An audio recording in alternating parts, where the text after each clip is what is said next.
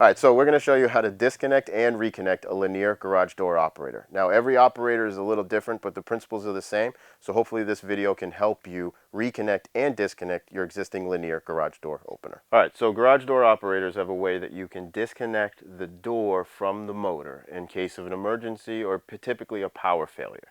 So most garage door trolley operators, like what we're seeing here, you have this red pull cord attached to what is called the trolley, and then you have a carriage. The carriage is what's connected to the belt, which runs back and forth when the operator runs. The trolley is what's connected to this J-arm, which is then connected to the door. Now you also have a carriage. Now your trolley and carriage need to be mated together in order for this to work. But when you want it to work manually, you disconnect these two by pulling this red cord. As you pull this cord, this lever, you'll see comes down perpendicular to the rail. You can almost feel that it disconnected. And now you can then operate the door by hand, manually. Day goes by, Eversource got out here, got our power back on. Now it's time to reconnect. A lot of times people call me because they can't figure out how to reconnect this assembly. Everyone usually knows to pull the cord, but this reconnection process is pretty difficult. So the key to understand is, again, the two pieces, your trolley and your carriage. Now your carriage slide has a groove in the bottom edge of it.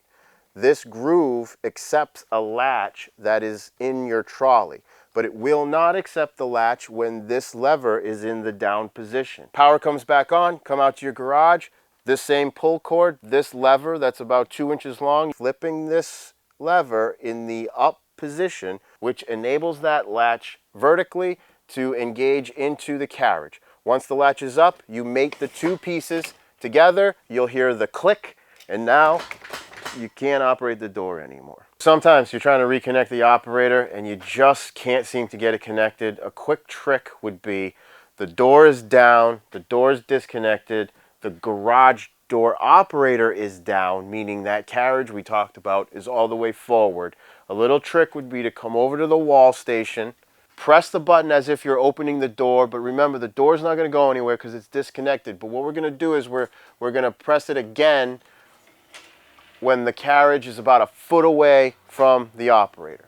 So you can see here that by pressing that button, the carriage is now about a foot away from the trolley. And what that's going to do is that's going to relieve the pressure that the operator is giving when it's connected, because the motor wants to push the door tight to the ground. But then trying to reconnect it might be difficult. So by relieving the tension and opening the motor, then you flip your lever on your trolley and then just open up your door a foot and it'll snap in on its own and life is good.